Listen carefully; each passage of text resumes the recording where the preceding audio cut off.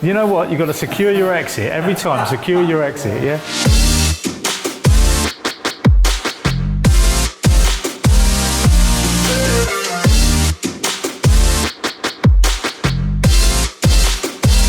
Hello, I'm Roger Bisbee. And I'm Robin Clevitt from the Skill Builder channel.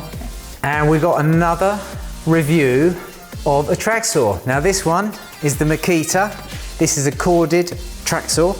It's the SP6000J. And I'll just get it out of the box. I'll just turn it around this way. This is forming part of our review on track saws, which we're going to bring you at the end when we've looked at all these machines individually, drilled down into some of the detail of them. We will be bringing you a roundup of those, and you can see, you can compare and contrast them. First thing I don't like are these rails, because the little bits of plastic have peeled up, and you have to clean the whole thing off. You have to get a new plastic strip and stick it down, and if you don't get that lovely sliding motion that they've got. Look at that, beautiful, yeah? So you've got adjustment to take the slack out, so basically you can turn those cams around and you can do that. The other thing, which I think is almost unique, is that you've got a little lock here, and if you do that, when you go to do the bevel, you've got to undo both those. So when you go to do your bevel, it stops it from falling off the edge, which is nice. No anti-kickback, and so I have had occasions, and I did lend my Makita to someone, and they had a kickback with it almost immediately as soon as they used it. So it's very important that you always support your work properly, and you stop that cut closing up at the back. It's got a scribe cut, if you can see there. And you push that in, and that will only allow it to go down 3 mil or so. 3 mil or so on the track, and that's useful if you're scribing through something like a veneer or something, and you just really don't want any breakout. Obviously, you've got the rubber there, the splinter guard there. You've got to run this saw through once, and I recommend you do that on the scribe cut, and it will take a little bit of the rubber away, so that you've got it precise. That blade is then running up against the rubber. So it's a little bit old-fashioned in as much as there's no quick release button here or any fine micro adjustment on it. You just got a simple knob, thumb screw there if you like, and you just turn it round. So you have to make your calculation here on that depth of cut. So we'll add 6 mil. So if we wanted to go in 20 mil, we're going to go in 26. No great science about that. And this little thing here, let's just show you that. That is a bit of a mystery to me actually when I first saw that. And then what you do, excuse me, I've got to do it right, is you go down there, you turn that, and that locks your blade in the right position for changing your blade over. So very similar to a lot of other machines in that respect, nothing very fancy about it. And the Allen key's in there and popped in the handle. So you've got to press the spindle lock in at the back when you do that, so not quite as refined as some of the others where it actually locks the spindle in. So make sure that you've unplugged, or if you're using a cordless one, make sure you take the battery out. What I like about it is the feature that Roger showed you there, the little disc. It's not, fantastically built, it's plastic, and it's a little washer at the end of the day, but it does hook underneath there. It does stop you falling out, so that's quite nice. Everything else is just thumb turns, so at least, as Roger said, the slider, it's a little bit more basics than some of the others on the market, but it's easy to do. You know what to do when you see that, you turn it, don't you? Let's talk about using it on the bevel. So you undo that, we all know about that. There's one at the front, there's one at the back, so it's going to keep it nice and parallel. If you only have one at the front, for example, you're bending it around, you might start getting it in twist. Not going to happen here. You're going to pull that round. Also, it's got a little quick, if you want to just go to 22.5, if you're doing a lot of repetitious cuts at 22.5, you can flick that round straight to 22.5, tighten it up. Equally, still got to tighten it up. You've still got to tighten it up, but equally, you can come round to 45 as well, which is nice. There we go. And you can overcut.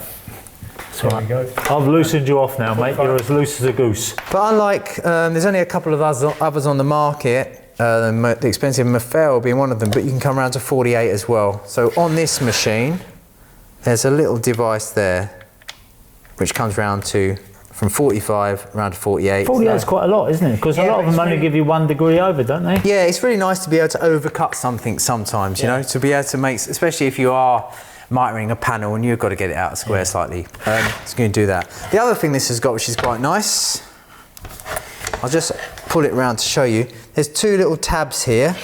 I'll show fiddly little ones. You've got big fingers, you're going to struggle. What this is basically doing, I'll go back to square again. Go back to square again. You push these in, click. You get, this is the more tricky one. You push this one in, click. What that's done is that's just rocked back that way, -1 degree. So again, that's giving you that cut. So if you want to have the face. Okay, so now just show me what happens when you come out. Does that automatically reset? So again? I'll just lift it really quietly and it's basic, it's simple, it's easy to understand. There's nothing tricky about it. Fairly lightweight. Ask you one question. Where does that sit in the hierarchy in terms of price and everything? I would say that this machine is the lower end of the scale for price. Price, yes. So let's say, for example, you feel you need a rail saw. You're not going to use one all the time, but you're going to, you know, you'd like to have one. This is probably, I'm going to test it and try it. I can't wait to run it up. I can't wait to see how it performs against the really sort of. If you were using it all the time, even so, it would be okay, wouldn't it? I mean, it's not when you say if you're not using it all the time, it's not a saw that you just have to use occasionally. This locking thing, by the way, on the bevel, yeah, stop you tipping over. It locks in the back of the. Yeah, there's a groove in there. Yeah. Now, when you look, this is compatible, this rail, okay? Right. So this will fit all the normal rails. I say the normal rails because I'm not talking about Maffel's rail and I'm not talking about DeWalt's rail, yeah? Right. But yeah, it won't work. That feature won't work. Because you don't have a lip. So these rails, although they look absolutely, you'd think they came out of the same factory, the difference is that it doesn't have that little lip to lock that on. So you lose your anti-rock. So that's enough rabbit, let's get out there and Let's get out there and do it.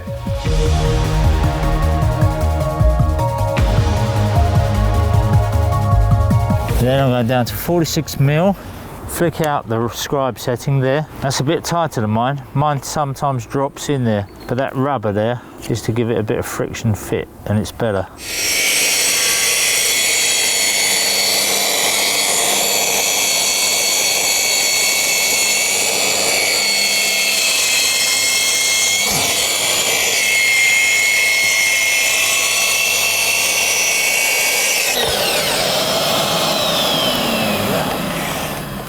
So now, with that there, I can just slide that rail forward and I know that it's going to continue on the same line now. It's better to have a long rail, or 2 rails if you can, but if you haven't, then that's the way to go.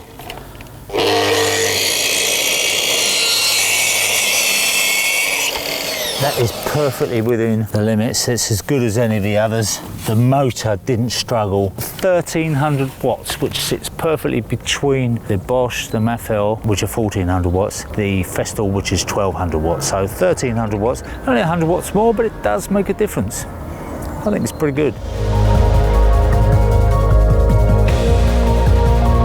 So, rather disappointingly from my point of view, is it didn't quite make it through this 40mm softwood on a 45-degree cut. So close.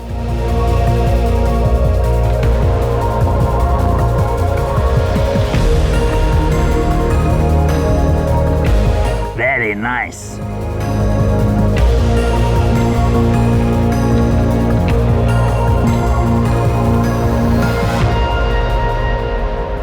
Okay, Robin, is it set on full speed? You had it running on number 4, so power 4, about 60% of full speed. I've just upped it to 6. Let's give it a whirl.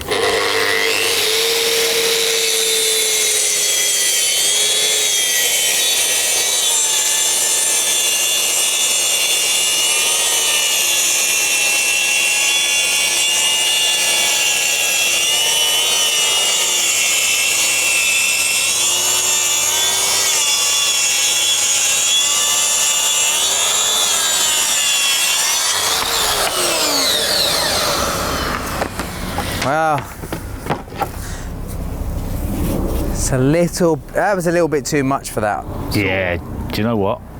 That's why I had it set on 4. Yeah, but we've been running everything else up at full speed, so... Okay, so we've got a bit of burn. Let me try it on full speed, because I didn't try it on full speed, yeah? What's going on here? I've just set it up for like an adult.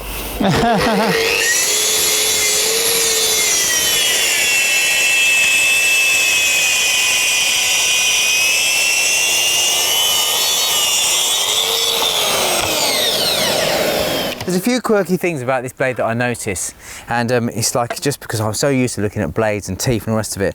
So the teeth are all fairly evenly spaced until you get to these larger cutouts where they space out a bit. You see that? Yeah, wasn't one there. I'm not sure about whether the geometry is absolutely perfect, but I'm sure it is.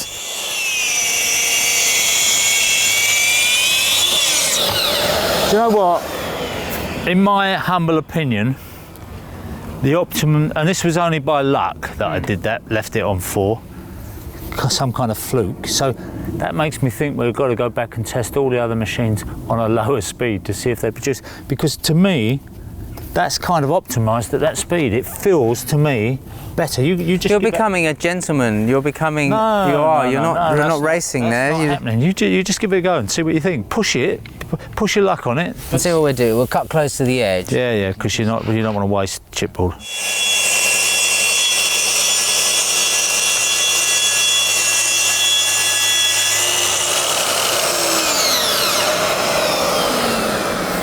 Did you see how it sucks out the chipboard from inside of the cut? So it was a good demonstration that as it's going through, it's pulling out chips, it's pulling them out like that, and they're coming out the top, and that's what gives you that little bit of extra breakout if you're not careful. Yeah. So, yeah, and that's always mainly chipboard that does that. If I could only really budget for a machine like this, I'd be doing 2 passes. I'd think, I'd bring it up and I'd cut 20mm, then 20mm, simple as that. You telling me that you think that's a lesser performance than a Festool? I think this is probably lesser performance than a Festool, I would say. To me, that is more powerful. That coped better. And again, the blades are a huge amount to do with it. I think if we're really doing this properly, then we need to get the same blades over. Well, what we're doing is we're trying to show you an out-of-the-box solution. Yeah, that's true. We're going to go to the, the tool shop. We're going to get a product, and we're going to say, well, they must rate this blade because this is what they're supplying it with, and this is for all types of sheet material. This is a combination or a general-purpose blade that they supply you with. That's the review of the MAKITA SP6000J. So don't forget, if you're interested in track saws, we've got that review coming up. We're going to be looking at all the different track saws, comparing them, contrasting them. Won't necessarily be a big winner or a big loser even, but we're going to give you the overview of all the brands that are available, the major ones anyway, that are available in the UK. But I know you Americans, you're going, why don't you test rigid? Why don't you have this one? Listen, we live in the UK. Yeah. We don't get everything you guys get. But we'd like to, though. If you can get something sent across to us, then we'll test them against them. It'd be really quite interesting. Yeah, we're up for that. I mean, the one that's missing from this is the Milwaukee. I keep saying to Milwaukee, why don't you make a track saw? And apparently they got something in America, but it doesn't reach us. So, yeah, we'd like to try that one. Absolutely. We'll even make the trip over there. Absolutely.